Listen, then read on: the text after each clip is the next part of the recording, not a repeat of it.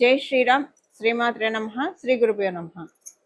2026 సంవత్సరం మార్చి నెల 11వ తారీఖు ఖగోళంలో గోచారంలో ఒక విశిష్ట అంశం చోటు చేసుకుంటుంది. దేవగురువైన బృహస్పతి వక్రత్యాగం మార్చి 11వ తారీఖు జరుగుతుంది 2026 సంవత్సరం. తదుపరి జూన్ 2వ తారీఖు, జూన్ మొదటి వారం వరకు, మొదటి వారానికి ఆయన కర్కాటక రాశిలో ఆయన బంగారు పాదాన్ని మోపుతున్నారు. ఈ వక్రత్యాగాన్ని అనుసరించి ద్వాదశ రాశుల వాళ్ళకి, ద్వాదశ లగ్నాల వాళ్ళకి కూడా ఎలాంటి ఫలితాలు ఉండబోతున్నాయో మనం ఇప్పుడు ఒక్కసారి చూద్దాము. బ్రీఫ్గా కొన్ని పాయింట్స్ తెలుసుకుందాము. దీనివల్ల ప్లస్లు ఏంటి, మైనస్లు ఏంటి, అలాగే దీనికి చేసుకోవాల్సిన పరిహారం కూడా మనం చూద్దాం. మీనరాశి. మీనరాశి మీన లగ్నంలో పుట్టిన వాళ్ళకి, మీనరాశి మీన లగ్నంలో పుట్టిన వాళ్ళకి ఈ సమయంలో గురు భగవానుడు చతుర్థ స్థానంలో, తదుపరి పంచమ స్థానంలోకి వెళ్తాడు. చతుర్థ స్థానంలో మీ రాష్ట్రాధిపతి అవుతూ ఉండడం వల్ల చతుర్థ స్థానంలో ఆయన రావడము గత 3 నెలల మీనరాశిలో పుట్టిన వాళ్ళకి ఒక రకమైన ఇబ్బందులు చూశారు. ఒక రకమైన ఇబ్బందులు అంటే ఇప్పుడు మనకి అన్నిసార్లు కష్టాలు కావచ్చు, సమస్యలు కావచ్చు, కనిపించేవే ఉండవు, ఇన్విజిబుల్గా ఉంటాయి. అది మీకే తెలుస్తాయి. ఏది మీరు నలుగుతున్నారు, దేన్ని గోత్రు అవుతున్నారు అన్నది మీకు మాత్రమే తెలుస్తుంది. వాటిల్లోంచి ఇప్పుడు బయటకు వస్తారు. ఒక గ్రహణం విడిచిన సూర్యులాగా కావచ్చు, చంద్రుడిలాగా కావచ్చు, అమ్మయ్య అని అనిపిస్తుంది. ఇక ఇలాంటివి ఎప్పుడు రిపీట్ కాకుండా ఉంటే బాగుండు జన్మలో అని అనిపిస్తుంది. దాంతోపాటు ఏ సందర్భం వల్ల అయితే మీకు గ్రహణం పట్టినట్లు అనిపించిందో, అది పరిస్థితులు కావచ్చు, వ్యక్తులు కావచ్చు, ఇంకా మీకు అంటే దీంట్లోంచి బయటకు వచ్చాక అసలు వాళ్ళ ఊసే మీకు కనిపించిన విధంగా, వాళ్ళ ఊసు కనిపించిన విధంగా అంటే ఇప్పుడు పరిస్థితులు అనుకోండి, ఇంకా అలాంటి పరిస్థితులు మీకు మళ్ళీ రిపీట్ అవ్వవు. వ్యక్తులు అనుకోండి, వాళ్ళ ఊసు వినిపించదు అని అంటే మీకు వాళ్ళకి సయోధ్య కుదురుతుంది అన్నమాటకు కాదు, ఎవరికి వాళ్ళు క్వైట్ అయిపోతారు, అంతే, అంతకు మించి ఉన్నది. అలాగే మీకు ఏదైనా ఒక విషయంలో మీరు ఏదైనా ఇబ్బంది పడుతూ ఉంటే దాంట్లోంచి బయటకు వస్తారు. ఇంకా ఇబ్బంది ఫర్ ఎవర్ సెటిల్ అయిపోయినట్టే మీకు అనిపిస్తుంది.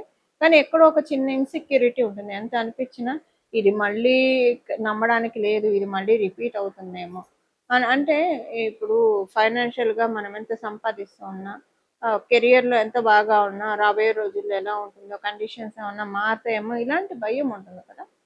అలాంటి ఇన్సెక్యూరిటీ అయితే కొంచెం ఉంటుంది, అంతే. అంతకు మించి వచ్చిన ఇబ్బంది ఏం లేదు. గురుబలం చక్కగా ఉంది ఈ సమయంలో. 3 నెలల తర్వాత గురుబలం బాగా పెరుగుతుంది. లిటరల్ గురుబలం అంటే ఏంటో మీరు 3 నెలల తర్వాత చూస్తారు. అప్పుడు ఇంకా చాలా మంచి ఫలితాలు చూస్తారు మీరు. ఈరోజు చెప్తారు కదా తినబోతూ రుచులు ఎలా అని. ఒక 3 నెలలు ఆగిన తర్వాత అన్నీ కూడా చక్కటి శుభ ఫలితాలు తీసుకోవడానికి అవకాశం చక్కగా ఉంది. ఈ సమయంలో మీరు ఫైనాన్షియల్ మ్యాటర్స్లో కొంచెం జాగ్రత్తగా ఉండాలి. ఫైనాన్షియల్ డీలింగ్స్ ఆచితూచి చేయాలి. మీరు ఎందులోన్నా పెట్టుబడి పెట్టేప్పుడు కావచ్చు, లేదా ఎవరికైనా చేయబదులు ఇవ్వాలన్నా, ఏదైనా సరే 1కి 2 సార్లు క్యాలిక్యులేట్ చేసుకొని చేయండి. తర్వాత ఫైనాన్షియల్ మ్యాటర్స్లో ఏదన్నా మీకు అంటే ఇది మళ్ళీ ఈ విషయము విద్యార్థులకి ఫైనాన్షియల్ మ్యాటర్ అనేది అప్లికేబిలిటీ ఉండదు. అలాగే మీకు సీనియర్ సిటిజన్స్కి అప్లికేబిలిటీ ఉండదు.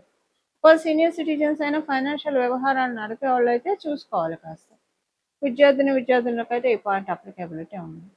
సో కొంచెం చూసుకోండి. బట్ ఏదైనా మీరు ఆరోగ్య సమస్యల్లో నలిగిపోయి ఉన్నాయి 3 నెలలు, టెన్షన్తో నలిగిపోయినా, ఏవైనా దేనికైతే టెన్షన్ పడ్డారో, దేనికైతే నలిగిపోయారో ఆరోగ్యరీత్యా, మానసికంగా, వాటిల్లోంచి బయటపడటానికి చక్కటి అవకాశం ఉంది.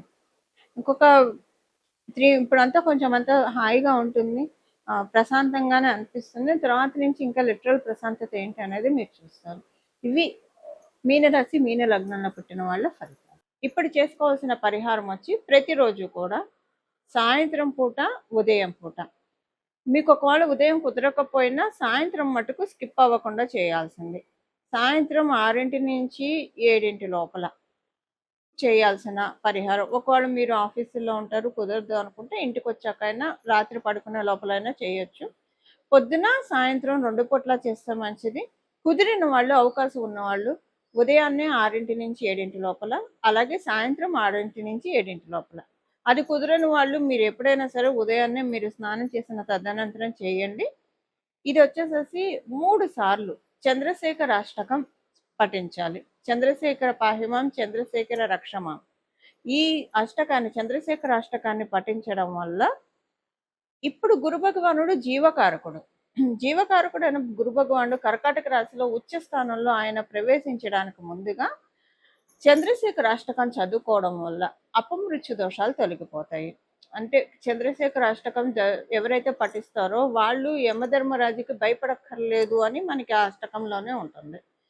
అంటే అపమృత్యు దోషాలు అంటే ఒక్కొక్కసారి మనిషి ప్రాణానికనే కాదు, మనకు వచ్చే సమస్యలు కూడా అలాంటివే. ఇప్పుడు మనకి ఏదన్నా యాక్సిడెంట్ ఏదైనా జరిగితే అది శరీరానికి జరుగుతుంది. ఓకే, ఒక్కొక్కసారి అవమానాలు కావచ్చు, లేదా పరిస్థితుల రీత్యా మనసు చాలా బాధపడుతుంది, కలత చెందుతుంది. అంటే అది మనసుకు జరిగిన యాక్సిడెంట్గా మనం భావించుకోవాలి. సో ఇలాంటివి ఏవైనా సరే మన జీవితాల్లోంచి, అంటే ఏ దౌర్బల్యం అయినా సరే, ఆర్థికంగా కావచ్చు, మానసికంగా కావచ్చు, ఆరోగ్యరీత్యా కావచ్చు, ఏ రకమైన సమస్యలు ఉన్నా సరే చంద్రశేఖర అష్టకం చదువుకుంటే చాలా మంచిది. మీకు చదవడానికి కుదరకపోతే కనీసం వినండి, 3 సార్లు వినండి, 3 సార్లు చదివితే మంచిది. మామూలుగా కూడా మనకి అనురాధ ప్రతి నెల కూడా అనురాధ నక్షత్రం ఉన్న రోజు కనుక చంద్రశేఖర అష్టకం చదివినా విన్నా కూడా చాలా మంచి మార్పులు మన జీవితంలో చోటు చేసుకుంటాయి. ఎందుకంటే మనకి దీర్ఘాయువునిచ్చేది 9 గ్రహాల్లో లాంగ్విటీనిచ్చేది సాటర్న్, శనేశ్వరుడు. అనురాధ నక్షత్రం శనేశ్వరుడికి సంబంధించిన నక్షత్రం. ఈ నక్షత్రం రోజు అనారోగ్యంలో ఉన్న వాళ్ళు కావచ్చు, లేదా ఆరోగ్యం కోరుకున్న వాళ్ళు కావచ్చు, జీవితంలో అంతా సాఫీగా సుఖంగా సాగిపోవాలని కోరుకున్న వాళ్ళు, ఎవరితోటి ఎలాంటి భేదాభిప్రాయాలు లేకుండా అంతా కూడా చక్కగా మన జీవితం సాగిపోవడానికి ఇలా మనకి రకరకాల కోరికలు ఉంటాయి. అలా ఉన్నవాళ్ళు అనురాధ ప్రతి నెల కూడా అనురాధ నక్షత్రం రోజు ఇది చదువుకుంటే చాలా మంచిది. ఇప్పుడైతే మనకి గోచారంలో ఈ విశేషాంశం ఉండడం వల్ల ప్రతిరోజు చంద్రశేఖర అష్టకం 2 పూట్ల ఉదయం మరియు సాయంత్రం 3 సార్లు, ఉదయం 3 సార్లు, సాయంత్రం 3 సార్లు చదవడం కానీ వినడం కానీ చేయండి. గురు భగవానుడు తర్వాత మీకు ఇచ్చే రిజల్ట్స్ చాలా అత్యద్భుతమైన ఫలితాలను ఆయన అందిస్తాడు. మనకి పరాశర సంహితలో ఒక విషయం ఉంటుందండి. గురు భగవానుడు ఎవరికైతే లగ్నంలో ఉంటారో, వాళ్ళున్న రాశిలో కావచ్చు లేదా లగ్నంలో కావచ్చు, ఎవరికైతే ఉంటారో వాళ్ళు కనుక శూలధారికి ఒక్క నమస్కారం చేస్తే వాళ్ళకి ఉన్న, అంటే వాళ్ళకి ఎవరైనా ఇబ్బందులు పెడుతున్నా, పరిస్థితుల రీత్యా ఇప్పుడు నెగిటివ్ ఎనర్జీస్ ఇబ్బందులు పెడుతున్నా, మనుషులు ఇబ్బంది పెడుతున్నా, ఎలా ఉన్నా సరే ఒక్క నమస్కారం ఆయనకి చేయడం వల్ల అవన్నీ పటాపంచలైపోతాయని మనకి పరాశర సంహితలో ఉంది. శూలధారి అంటే పరమేశ్వరుడు.